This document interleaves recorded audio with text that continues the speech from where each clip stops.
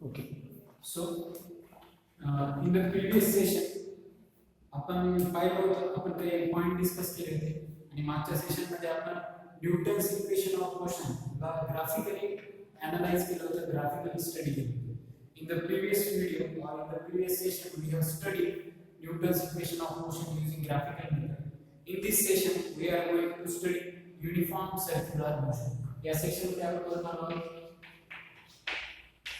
uniform circular motion. Okay. Uniform circular motion काय असते ते आज आपण बघूया. युनिफॉर्म सर्क्युलर मोशन आपल्या आजूबाजूला आपण बऱ्याच जागी बघतो.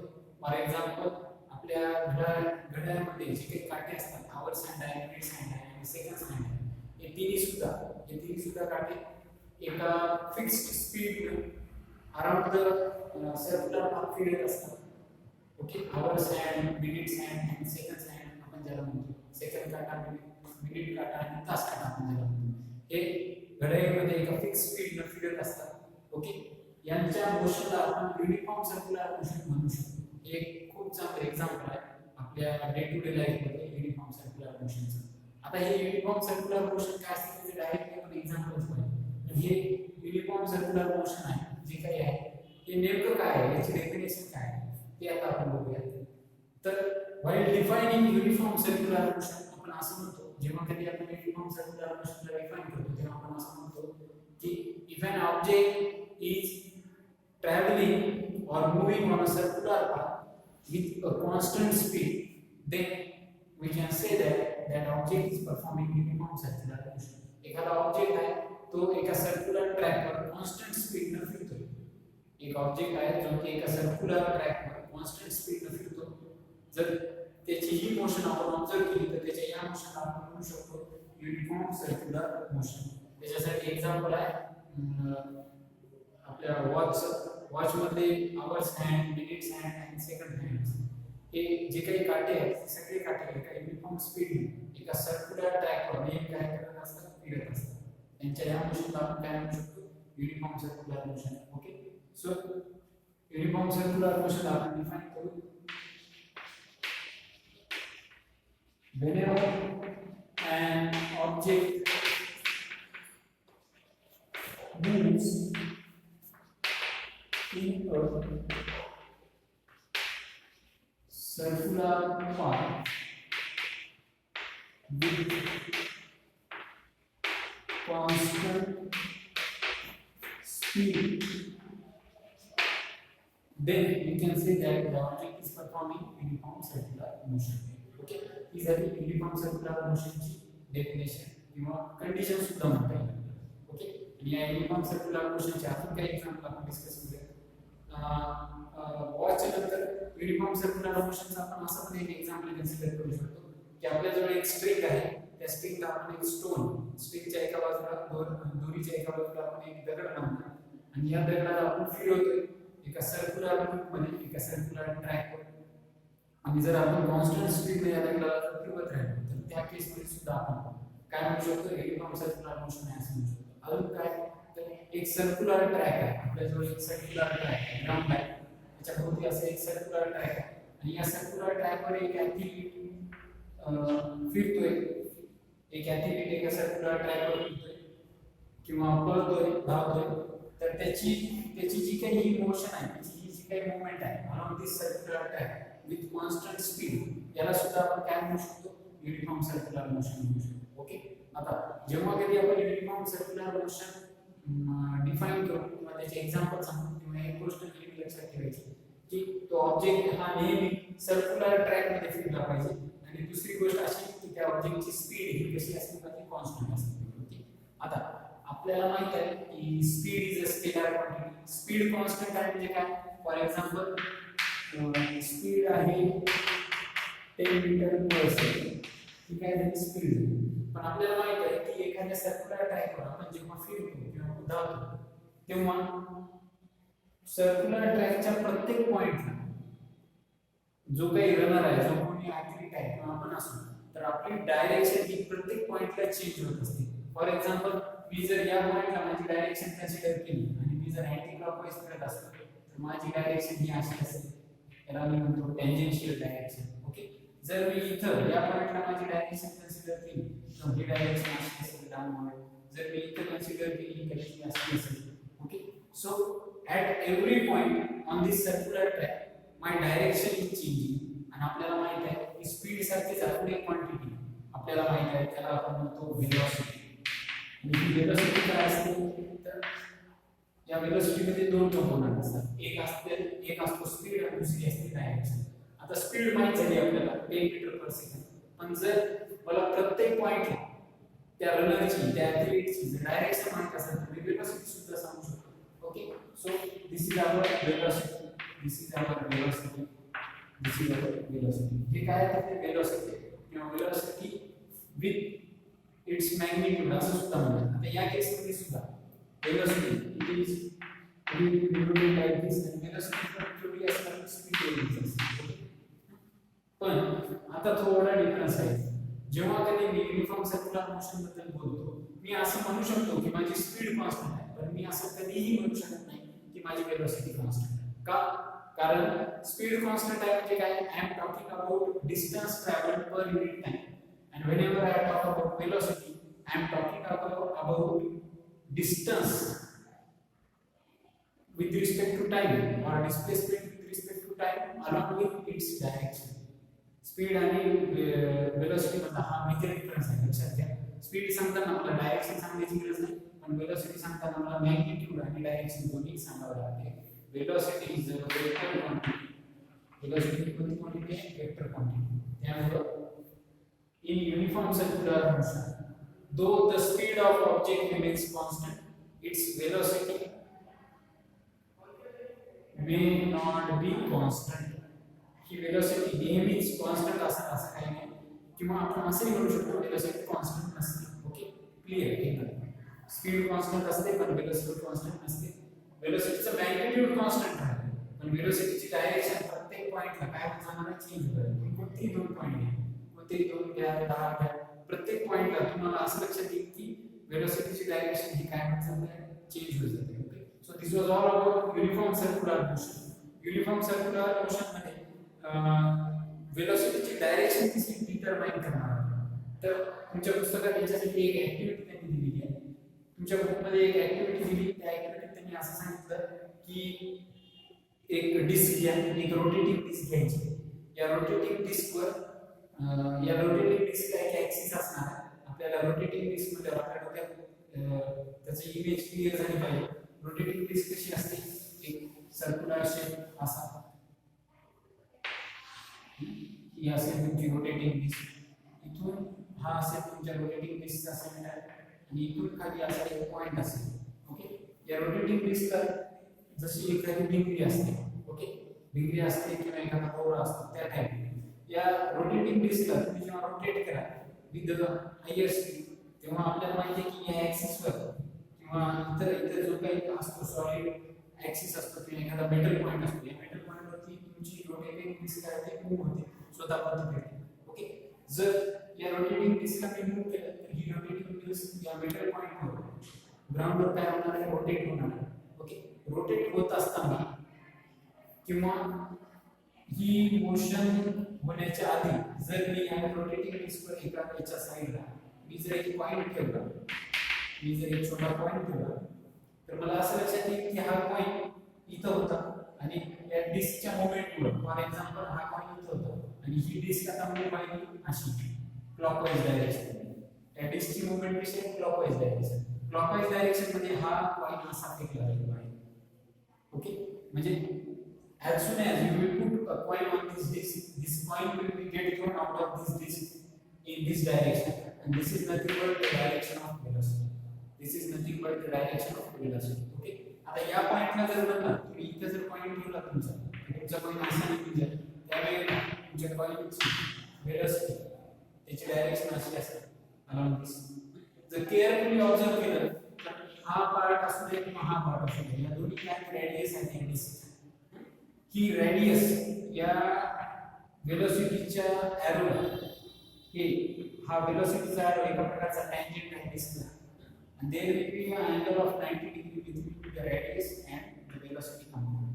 कुठेही तुम्ही वेलोसिटीचा कंपोनंट घ्या डिस्कच्या ह्याच्यावर तुम्हाला वेलोसिटीचा कंपोनंट परपेंडिक्युलर किंवा 90 making an angle of 90 degree with respect to r असा सांगितलं. Okay so this was all about determining the direction of velocity. वेलोसिटीची डायरेक्शन कशी डिटरमाइन केली आपण एक रोटेटिंग डिस्क होती त्या रोटेटिंग डिस्कला क्लॉकवाइज फिरवलं क्लॉकवाइज फिरवा असे बाहेर पडते अँटी क्लॉकवाइज फिरवा थोडं वेगळ्या पद्धतीने बाहेर.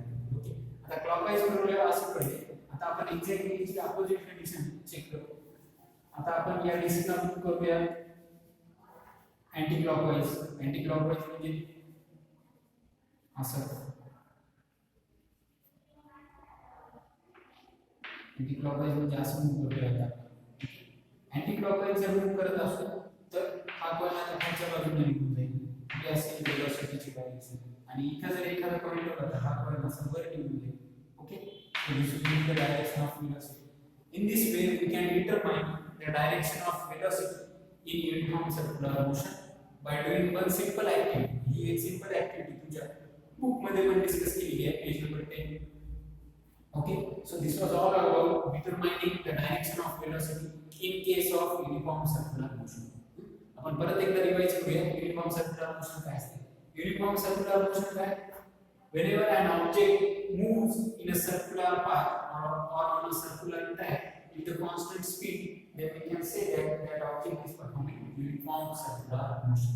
तो ऑब्जेक्ट काय परफॉर्म करतो uniform circular motion. Okay so uniform circular मोशनच्या पॉइंट नंतर आपण याच्याशी रिलेटेड काही न्यूमेरिकल सॉल्व करणार आहोत. हे न्यूमेरिकल तुमच्या टेक्स्ट बुक मध्ये आहे पेज नंबर 11 त्यातला पहिला न्यूमेरिकल आहे an athlete is running on a circular track. He runs a distance of 400 meters in 25 seconds before returning to his original position.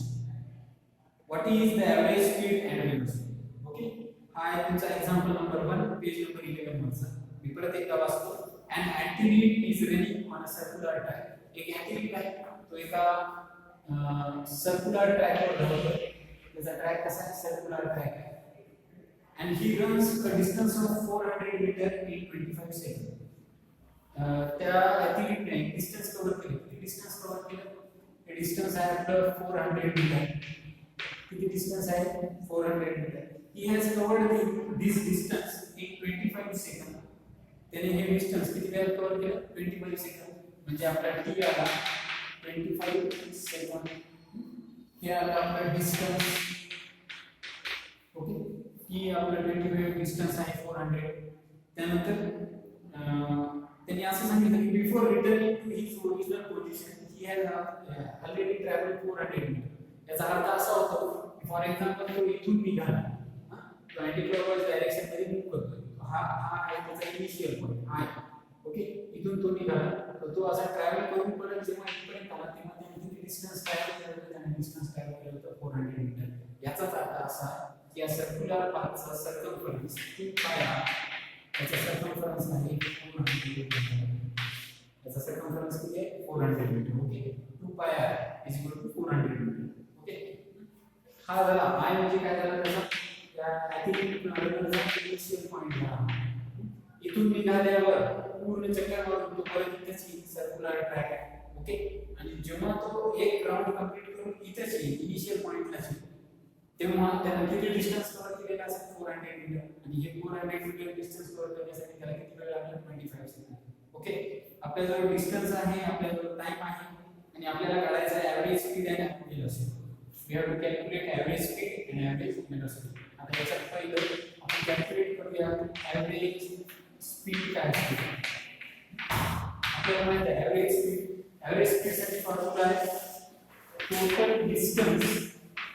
Average speed साठी फॉर्म्युला आहे total distance divided by total time. Average distance साठी formula आहे total distance divided by total time. Total distance 400 metre आणि total time आहे 25 second. Okay 25 second time आहे आपला.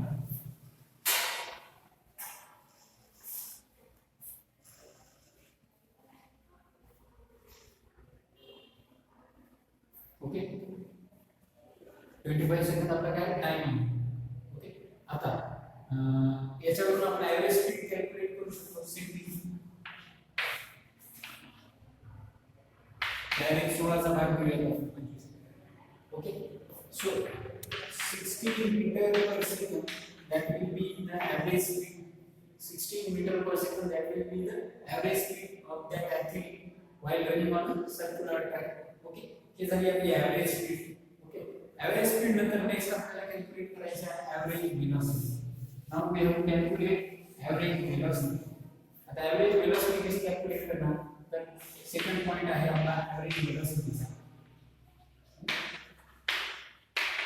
average velocity average velocity कैसे काढतो आपण. एवरेज वेलोसिटी चा फॉर्म्युला आहे नेट डिस्प्लेसमेंट और टोटल डिस्प्लेसमेंट. नेट डिस्प्लेसमेंट और टोटल डिस्प्लेसमेंट तुम्हाला एक वर्ड नेहमी net displacement net net displacement किंवा टोटल डिस्प्लेसमेंट दोघांचा मिनिंग सेम घ्यायचा. नेट डिस्प्लेसमेंट और total displacement divided by total time divided by total time. आता केअरफुली बघा हा एक सर्क्युलर ट्रॅक आहे. आपल्या ॲथलीटने इथून धावायला सुरुवात केली. हा होता त्याचा इनिशियल पॉइंट. एक राउंड कंप्लीट करून जर तो इथंच परत आला तर त्याचा डिस्प्लेसमेंट होईल 0. त्याचा डिस्प्लेसमेंट काय होईल 0. नीट लक्ष द्या. जेव्हा आपला ॲथलीट इथून स्टार्ट करणार आहे इनिशियल पॉइंट पासून तो जेव्हा एक राउंड कंप्लीट करून परत इथेच येईल त्याला कव्हर केलेलं डिस्टन्स असते 400 मीटर पण त्याची डिस्प्लेसमेंट असते 0. आता डिस्प्लेसमेंट आणि डिस्टन्स मधला फरक काय तर डिस्टन्स काय आहे डिस्टन्स असते ऍक्च्युअल पाथ ट्रॅव्हल आणि किती पाथ ट्रॅव्हल केला 400 मीटर केला आणि डिस्प्लेसमेंट असते displacement is nothing but the shortest distance between initial and final point. The shortest distance between initial and final point after completing the journey. एखादा प्रवास केल्यानंतर initial point आणि फायनल पॉइंट मधला shortest distance जे काही असते त्याला आपण म्हणतो डिस्प्लेसमेंट. आता सर्क्युलर ट्रॅक वर इनिशियल पॉइंट पासून आपण निघतो आणि परत तिथेच येतो म्हणजे इनिशियल पॉइंटच का आपला काय फायनल पॉइंट आहे. जेव्हा मी एक राउंड कंप्लीट करतो तेव्हा मी जिथून निघालो तिथेच परत येतो. त्यामुळे initial point will be my final point. Therefore displacement in this case will be 0 and total time किती घेतला की पूर्ण जर्नी करण्यासाठी त्याला टाइम लागला 25 seconds. therefore 0 divided by 25 is equal to 0 meter per second. that will be our velocity average velocity. okay त्या ॲथलीटची average velocity असेल 0 metre per second. दिस वाज युअर फर्स्ट न्यूमेरिकल. आपल्याला दोन गोष्टी कॅल्क्युलेट करायच्या आहेत या न्यूमेरिकल मध्ये एवरेज स्पीड आणि एवरेज वेलोसिटी. एवरेज स्पीड आपण काढली 16 metre per second and average velocity आपली आहे 0 meter per second. Okay, now we will move towards the next numerical, that is second numerical.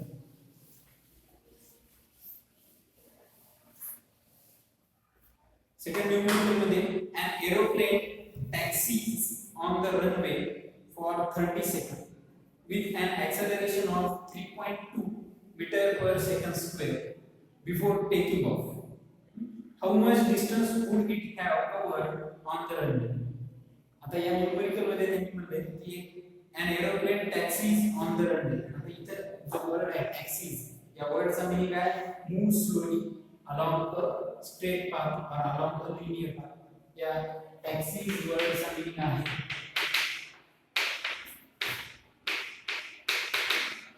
moving in a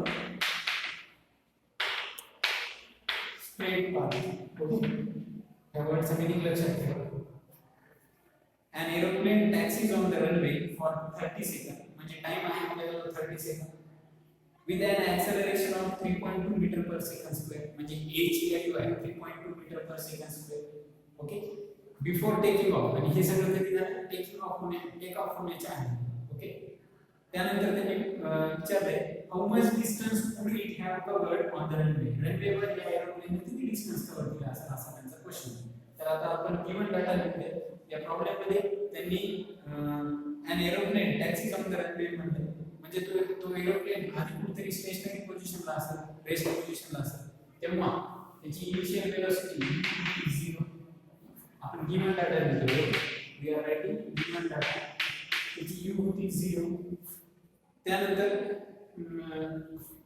तो aeroplane ज्या रनवेवर थांबू लागला before take off त्याने किती वेळ घेतला 30 सेकंद वेळ घेतला 30 सेकंद वेळ घेतला ओके आणि त्यानंतर त्याचं ऍक्सेलरेशन दिलेलं आहे त्या एरोप्लेनचं 3.2 मीटर पर सेकंड स्क्वेअर हे झालं त्याचं ऍक्सेलरेशन ओके आपल्याजवळ ऍक्सेलरेशन आहे आपल्याजवळ टाइम पिरियड आहे आपल्याजवळ इनिशियल वेलोसिटीची व्हॅल्यू आहे आणि त्यांनी आपल्याला काढायला सांगितलं की how much distance would it have covered on the runway आता how much distance would it have covered on the runway म्हणजे आपल्याला त्या एरोप्लेनची डिस्प्लेसमेंट काढायची आहे रनवेवर केलेली ओके आता एखाद्या एरोप्लेन रनवेवर केलेली डिस्प्लेसमेंट म्हणजे काय आपल्याला माहिती आहे displacement it is denoted by letter S आणि आपल्याला न्यूटनचे तीन इक्वेशन ऑफ मोशन पाहिलेत आपण मागच्या सेशन मध्ये बाय युजिंग ग्राफिकल मेथड आपण त्यांना डिराइव्ह पण केलं ओके त्या न्यूटन्स इक्वेशन ऑफ मोशन मधला एक इक्वेशन आहे डिस्प्लेसमेंटचा सेकंड इक्वेशन आपण त्याला म्हणतो ते इक्वेशन आहे s = half a t square this is Newton's second equation of motion याला आपण काय म्हणतो Newton's second equation of motion and this second equation of motion tells us the relationship between distance and displacement and time this Newton's second equation of motion tells us the relationship between displacement s and time t okay so now putting the values in this equation as per the given data जसं जे काही आपल्याला given दिलेलं आहे या given डाटाच्या value आपण या equation मध्ये जेव्हा आपण पुट करू तेव्हा आपल्याला आपला आन्सर मिळू शकते फॉर एक्झाम्पल u ची व्हॅल्यू आहे 0 t आहे 30 0 * 30 1/2 a एक्सेलरेशन ची व्हॅल्यू दिली त्यांनी 3.2 मीटर पर सेकंड स्क्वेअर परत त्यांनी टाइम चा स्क्वेअर घेतला t आहे आपला 30 सेकंद 30 सेकंद म्हणजे 30 स्क्वेअर 30 आलं ओके आता याचं जर कंप्लीट आपण कॅल्क्युलेशन केलं तर v 0 + 1/2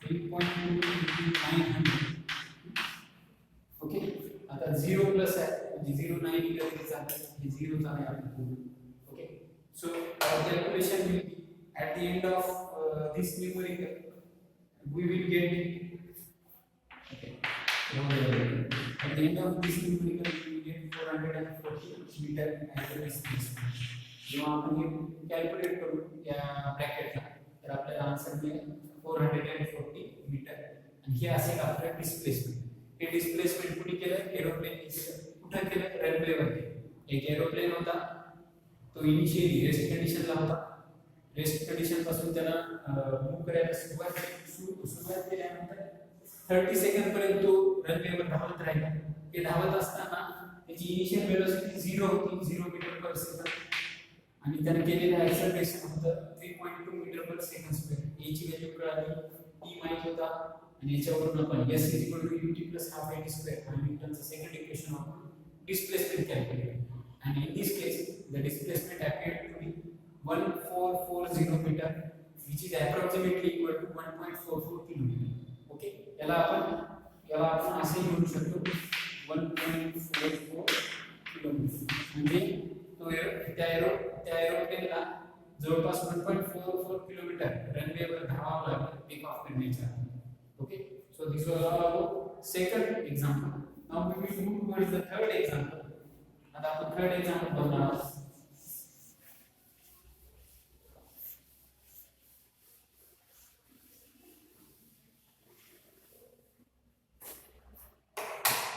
Third example, a kangaroo can jump 2.5 meter vertically.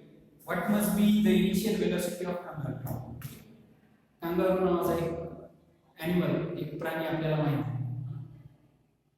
हा kangaroo 2.5 मीटर पर्यंत जंप मारू शकतो असं त्यांनी सांगितलं. A kangaroo can jump 2.5 meter vertically आणि 2.5 meter vertically म्हणजे 2.5 मीटर एवढ्या उंचीपर्यंत तो उडी मारू शकतो असं त्यांनी सांगितलं त्यात त्यांनी विचारलं what must be the initial velocity of the kangaroo what must be the initial velocity of the kangaroo आता प्रॉब्लेम मध्ये त्यांनी काय केलंय तर आपण सगळ्यात आधी गिवन डाटा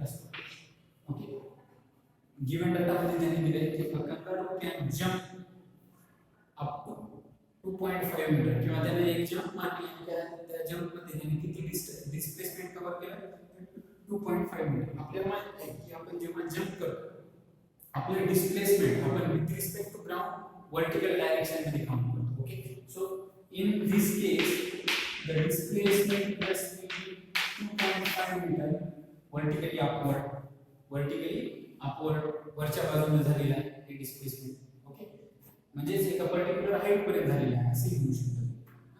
आता या सगळ्यांमध्ये डिस्प्लेसमेंट दिले त्यांनी जेव्हा एखादा ऑब्जेक्ट फॉर एक्झाम्पल हे हा आहे आपला ग्राउंड सरफेस. ओके, एखाद्या ग्राउंड सरफेसवर आपण इथं असतो आणि इथून आपण अशी जंप मारल्यावर आपल्या केसमध्ये हे डिस्टन्स आहे 2.5 मीटर ज्याला की आपण काय म्हणतो डिस्प्लेसमेंट म्हणतो.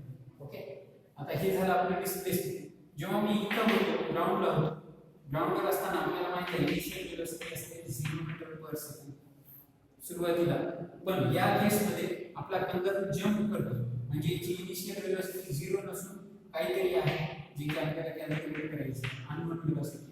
ओके, पण जेव्हा हा कंगारू इथून ग्राउंड पासून जंप मारून वर जाईल टॉपमोस्ट पॉइंटला जाईल जिथे की त्याची हाईट जमिनीपासून 2.5 मीटर असेल. या पॉइंटला मात्र त्याची वेलोसिटी 0 झालेली असते.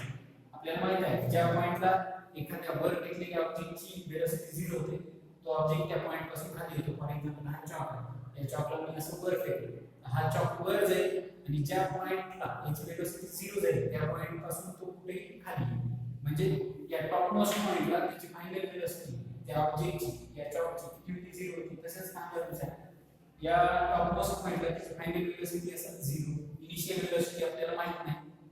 Okay, we know yes v ची पण व्हॅल्यू आपण लिहून टाकूया 0 मीटर पर सेकंड. ओके, आता या केस मध्ये तुमचा कंगारू अगेन्स्ट द ग्रॅव्हिटी वरच्या दिशेने जंप करतो. ओके, म्हणजे जे काही ऍक्सेलरेशन ग्रॅव्हिटी तुमच्या याच्यावर लागणार आहे कंगारूवर लागणार आहे ते असे -9.8 metre per second square. Okay, आणि हे ऍक्सेलरेशन पण काय असेल निगेटिव्ह असेल. निगेटिव्ह का असेल कारण आपली मूवमेंट वर्टिकली अपवर्ड डायरेक्शन आहे. जेव्हा आपण वर्टिकली अपवर्ड डायरेक्शन मूव करतो ऍक्सेलरेशन हे निगेटिव्ह कन्सिडर केले जाते. Okay, so your A will be considered -9.8 meter per second square because you are moving in upward direction. In the bracket मध्ये लिहून घ्या upward movement. ओके, आता तुम्हाला a माहित झालं, s माहित आहे, b ची व्हॅल्यू 0 आहे आणि आपल्याला काढायचं आहे what must be the initial velocity of kangaroo. म्हणजे त्यांनी आपल्याला विचारली व्हॅल्यू u ची. they have asked us the value of u. त्यांनी आपल्याला u ची व्हॅल्यू विचारली. तर हे सॉल्व्ह करण्यासाठी आपल्याजवळ Newton's third equation of motion आहे. Newton's third equation of motion आहे. काय Newton's third equation of motion? v square is equal to u square plus 2as असं आपलं एक इक्वेशन आहे त्याला की आपण न्यूटन्स थर्ड इक्वेशन म्हणतो. Newton's third equation. आता या इक्वेशन मध्ये आपण व्हॅल्यू सबस्टिट्यूट करूया. u माहित नाही ऍज इट इज ठेवायला होता. v ची व्हॅल्यू आहे 0 चा स्क्वेअर घ्या कारण v स्क्वेअर दिलेला आहे. u we don't know u square as it is plus 2 a ची व्हॅल्यू काय आहे -9.8 मीटर पर सेकंड स्क्वेअर कारण आपण कोणती मूवमेंट परफॉर्म करतो अपवर्ड मूवमेंट त्यामुळे -9.8 असं घ्यायचं इनटू s ची व्हॅल्यू दिलेली 2.5.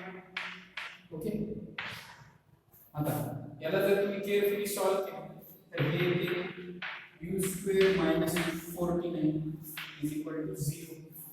u square -49 is equal to 0. The 49 ला इकडे शिफ्ट करा किंवा u स्क्वेअर ला इकडे करा. Then you will get u square is equal to 49. That is u is equal to 7 meter per second.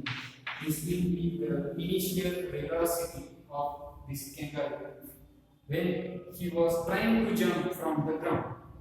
त्यानं तो कंगारू जेव्हा जमिनीवरून उडी मारण्याच्या तयारीत होता वर त्याची इनिशियल वेलोसिटी तेव्हा किती आहे 7 metre per second. Okay, so this was all about your third numerical. Now we will move towards the fourth example, fourth numerical.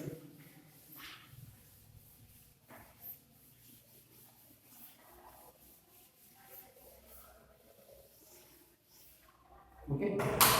Fourth numerical, fourth example. We was a motorboat starts from the rest and moves with uniform acceleration. A motorboat starts from the rest and moves with uniform acceleration. If it attains the velocity of 15 meters per second in 5 seconds, calculate the acceleration and the distance traveled in that time. As in the question, एक motorboat है, there is one motorboat and it starts from rest. त्या motorboat ने journey start की एका point पासून आणि before starting its journey the motorboat was at rest condition. त्यामुळे या मध्ये initial velocity आपली काय असेल 0 असेल. ओके. Initial velocity आहे आपली 0. Initial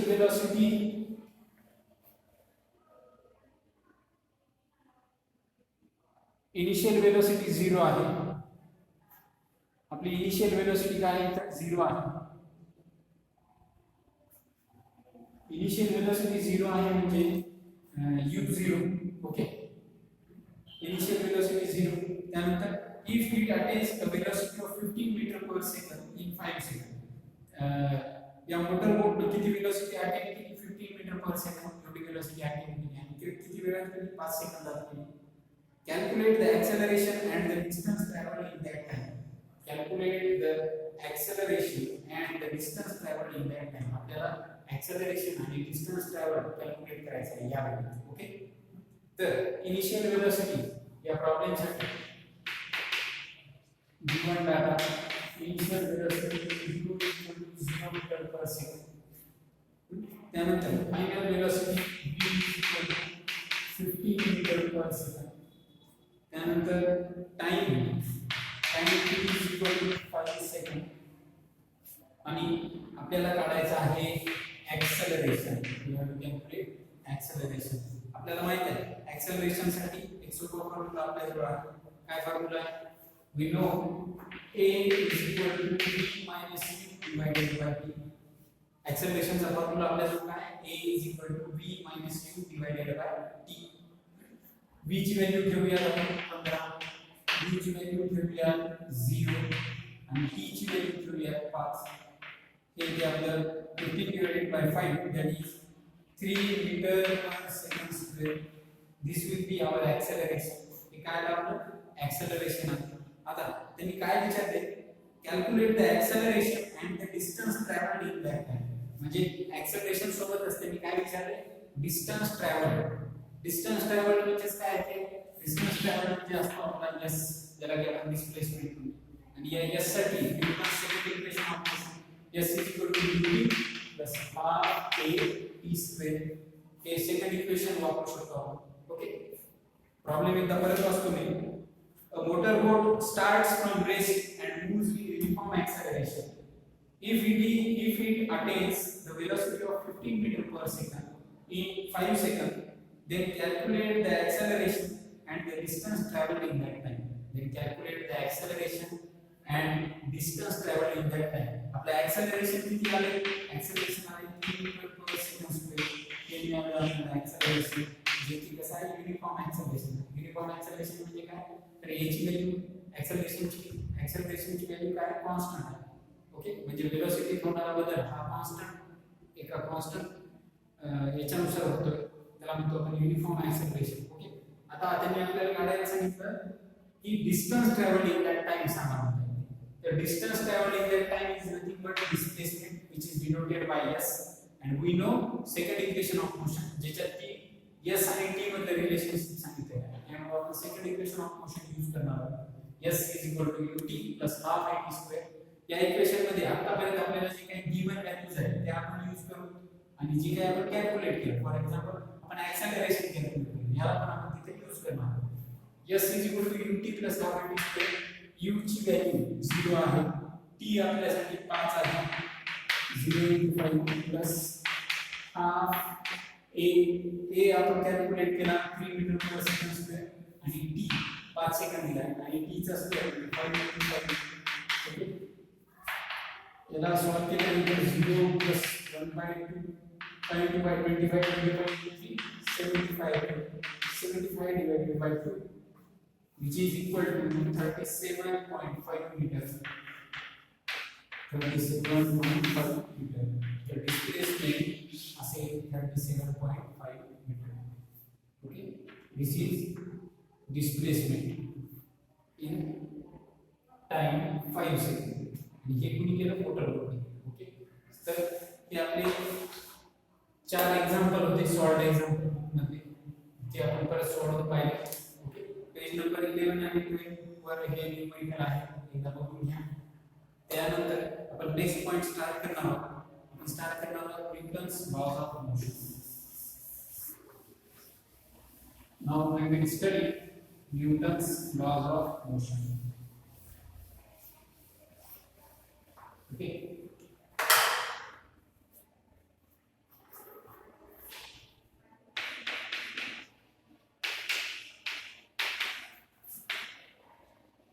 Newton's law of motion. मागच्या सेशन मध्ये आपण न्यूटन्स इक्वेशन ऑफ मोशन पाहिले. 3 इक्वेशन ऑफ मोशन. पहिले इक्वेशन ऑफ मोशन होतं v u + at.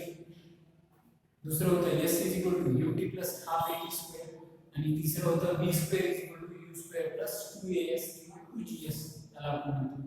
आता हे तिन्ही इक्वेशन ऑफ मोशन जे होते, या तिन्ही इक्वेशन ऑफ मोशनचा पर्पस काय होता तो सुद्धा आपण पाहिला की these 3 equations of motion are used to describe or tell or explain the relationship between different variables. For example, पहिले इक्वेशन आहे v u + at आहे.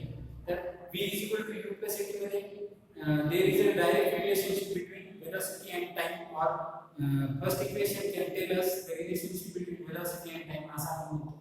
And the second equation is s u t + ½ at². This equation, second equation of motion, will tell us the relationship between displacement s and time t. पहिल्यामध्ये velocity time relation आहे, दुसऱ्यामध्ये displacement time relation आहे, आणि जे तिसरे equation of motion आहे v² u² + 2as, याच्यामध्ये velocity v आणि displacement s यांच्यामध्ये रिलेशन सांगितलेलं आहे. Okay, so in these 3 different equations we have established the relationship between displacement time, velocity time and velocity and displacement. अशा वेगवेगळ्या factors मध्ये आपण काय एस्टॅब्लिश केलं, रिलेशनशिप एस्टॅब्लिश केलं आणि त्यांना स्टडी सुद्धा केली इक्वेशनच्या मदतीने, ग्राफिकल रिप्रेझेंटेशनच्या मदतीने. Okay, so now we are going towards Newton's laws of motion. आता लॉज ऑफ मोशन काय आहे ते आधी समजून घ्या. फिजिक्स जिथून स्टार्ट होते असं म्हणता येते की जिथून न्यूटनचे लॉज ऑफ मोशन स्टार्ट होतात तिथून फिजिक्स स्टार्ट होते. ओके, न्यूटनच्या आधी बरेच सायंटिस्ट होऊन गेले ज्यांनी की ॲस्ट्रॉनॉमी मध्ये खूप चांगलं काम केलं, पण त्यांना तेवढं सक्सेस मिळालं नाही जेवढं न्यूटनला मिळालं. Okay, for example Johannes Kepler होते, टायको ब्राहे होते. या सगळ्यांची सुरुवात एका तत्ववेत्याने म्हणजे एका फिलॉसॉफरने केली होती. त्याचं नाव होतं टॉलेमी. टॉलेमीने काय केलं, 2000 वर्षापूर्वी टॉलेमीने सांगितलं होतं की the whole universe is geocentric. The whole universe is geocentric. याचा मीनिंग असा होता की हे जे सगळं विश्व आहे ते पृथ्वीभोवती फिरते, म्हणजे पृथ्वी हा पूर्ण विश्वाचा केंद्रबिंदू आहे. हे सांगितलं होतं टॉलेमीने 2000 वर्षापूर्वी. ओके, टॉलेमी नंतर आर्यभट्ट आले. नियर अबाउट 500 BC ला त्यांनी असं सांगितलं की the structure of universe is not geocentric, the structure of universe is heliocentric.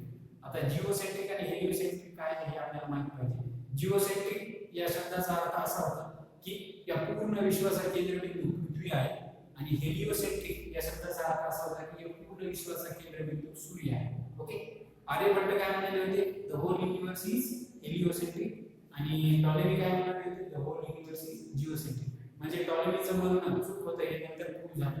कारण आपल्याला माहिती आहे की आपल्या सोलर सिस्टीम साठी सगळे प्लॅनेट सनभोवती फिरतात, त्यामुळे आपल्या सोलर सिस्टीम साठी तरी आपण असं म्हणू शकतो की our solar system is heliocentric. Okay, so this was the journey.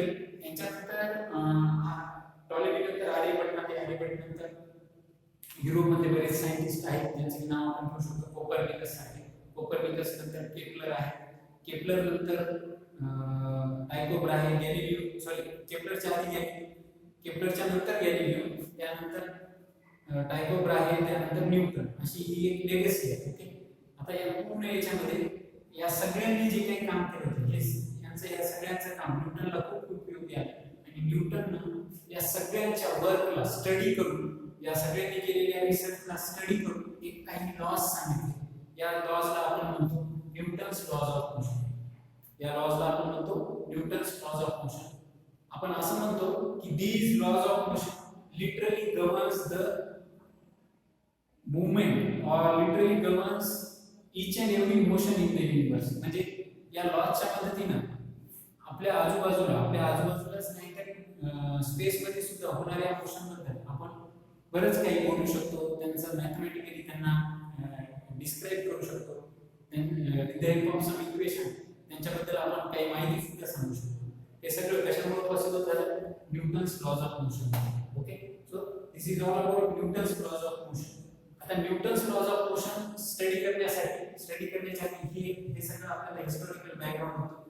त्याच्यानंतर आता आपण बघणार आहोत की न्यूटन्स लॉज ऑफ मोशन काय आहे.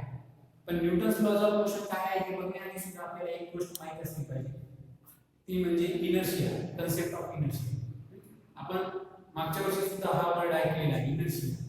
इनर्शिया काय असते तर when you want to describe inertia or you want to define inertia, आपण असं म्हणतो की inertia is a tendency of a body not to change its position with respect to time. Inertia म्हणजे काय? एखाद्या बॉडीची tendency not to change its position. एखादी body त्याच पोझिशनला किंवा त्याच ज्या जागी आहे तिथंच राहण्याची त्याची जी काही इच्छा असते त्याला आपण इनर्शिया म्हणतो. आता आपल्याला माहित आहे की नॉन लिव्हिंग थिंग्सला इच्छा वगैरे काही नसते, तर आपण असं म्हणू शकतो की every body has some mass and due to this mass every body has a tendency not to change its position. For example, एखादा मोठा दगड आहे, जड दगड, त्या दगडाला काहीतरी मास आहे.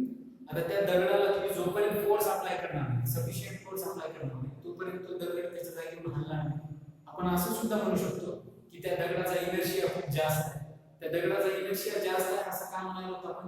कारण त्या दगडाला हलवण्यासाठी आपल्याला खूप जास्त प्रमाणात फोर्स अप्लाय करावा लागतो. आणि हा इनर्शिया त्या दगडाच्या मासवर डिपेंड आहे. त्यामुळे आपण असं सुद्धा म्हणू शकतो the inertia of an object depend upon its mass. The inertia of an object depends upon its mass.